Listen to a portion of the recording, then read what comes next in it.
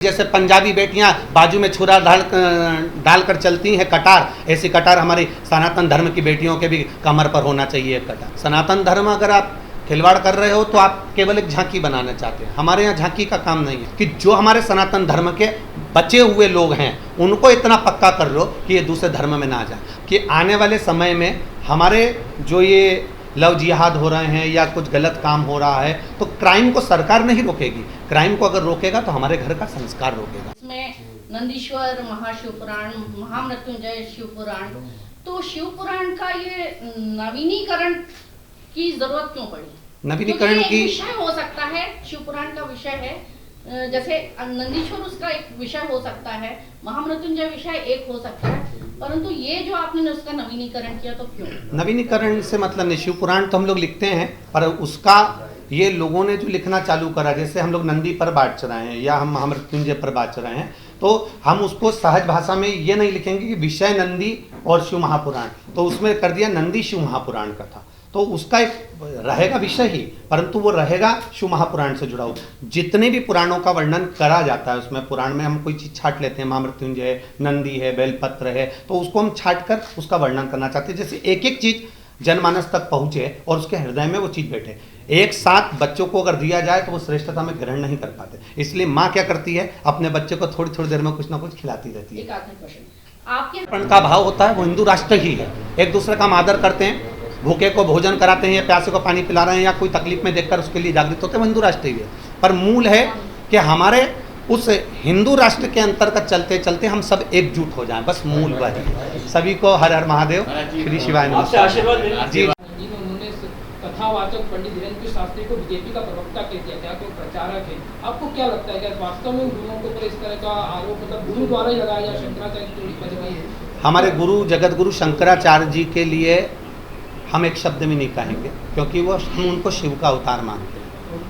हमारी प्रमाण पोथी पुराण और शास्त्रों के अनुसार उस गादी पर जो बैठा है वो एक शिव का अवतार है। उन्होंने अगर कुछ सोचकर बोला होगा, बहुत बहुत ज्ञानी है, साधारण ही हम तो उनके आगे शून्य हैं गुरुओं के आगे, पर उन्होंने जो बोला होगा कुछ सोचकर बोला होगा, कुछ उनकी दृष्टि से बोला होगा, और उनके सम्मुख में हम कहें कि उन्होंने ये शब्द बोला ना, उनके कुछ विचार होंगे, कुछ सोच होगी, उसके अनुसार बोला। ठीक, वही हमने कहा, सनातन धर्मी हो तुम लोग, क्या देख रहे हो?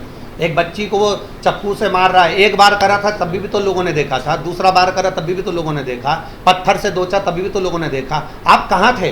वहाँ इतने लोग घूम रहे हैं, क्यों देख रहे हैं उसको देख रहे हो तो कम से कम कुछ तो बोल सकते थे, चिल्ला सकते थे, इतनी सामर्थ्य था। और वो बेटी भी धन्य है कि वो केवल चक्कू का बार झेलकर नीचे गिर जाती है, एक लात अगर उठाकर मार देती ना तो दम नहीं थी कि कोई सामर्थ्यता करे। मेरी बेटियों को अभी हम लोग छत्रपति संभाजी नगर में जो कथा करी है उसमें हमने महाराष्ट्र की बेटियों से अपील करी है कि शायद अगर आप में इतनी बलवता है और आप इतनी सामर्थ्यता रखते हो तो इतना बल तो अपने पास में रखो कि आपने जिससे स्नेह करा है और वो आपको अगर मारने के लिए दौड़ रहा है, वो आपको कत्ल करने के लिए दौड़ रहा है, तो आप कैसा प्रेम करें?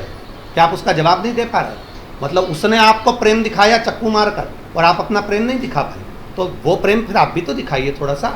तो हम मना नहीं करेंगे, हमारा इतना सा कहना है कि सनातन धर्म का व्यक्ति दर्शन कर रहा है, केदारनाथ जी जा रहा है, केदारनाथ जी से आ रहा है और उसके पिताजी को डंडों से मारा जा रहा है और केवल हम मूवी बना रहा है, केवल वीडियो बना रहा है, उसका थोड़ा सा तो विरोध कर सकते हैं। एक तिल मात्र भी करते तो अच्छा लगता।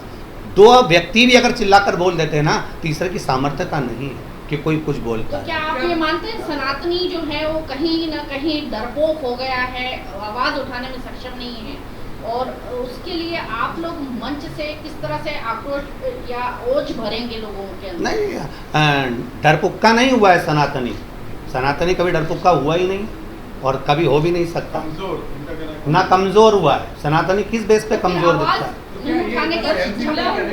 केवल ये हमारी परवरिश के अंतर्गत है कि हम अपने घर के उन बेटा बेटियों को, उन घर के व्यक्ति को ये हम ज्ञान देकर नहीं भेज रहे, हम केवल इतना ज्ञान देकर भेजते हैं कि मंदिर में जाना, दर्शन कर आना, शीश नवा कर आना। हम उनको ये नहीं कहते माता रानी के हाथ में तलवार भी रखी है, अच्छे से देख कर आना।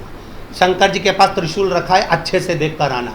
भगवान विष्णु के पास सुदर्शन चक्र रखा है, वो अच्छे से देख कर आना। हमने केवल उनके सामने प्रणाम करने भेजा है। पर हम चाहते हैं कि मंदिर जाओ तो केवल दीवाल और छत्र देख कर नहीं आना, मंदिर जाओ तो उनके अस्त्र शस्त्र भी देख कर आना कि हमारे देवी देवता कुछ धारण कर कर बैठे हैं। इसलिए हल्के ना बनिए, भगवत भजन भी करिए, स्मरण भी करिए, जनमानस की सेवा भी करिए, और जहाँ मौका मिल जाए दिल से कोई भूखा है तो भोजन कराओ, प्यासा है पानी पिलाओ, अपना पड़ोसी दुखी है तो उसका साथ दीजिए, आसपास में कोई रह रहा है तकलीफ में उसका भी साथ दीजिए। हम ये भी नहीं कहेंगे कि कोई दूसरे धर्म का है तो उसका साथ ना दे, अगर तकलीफ में है 2 रोटी खिलाने की जवाबदारी अपनी है। अपन सनातनी है, किसी को भूखा मरते नहीं देख सकते। छत्रपति संभाजी नगर से हमने मांग करी, जैसे पंजाबी बेटियां बाजू में छुरा डालकर चलती हैं कटार, ऐसी कटार हमारी सनातन धर्म की बेटियों के भी कमर पर होना चाहिए एक कटार।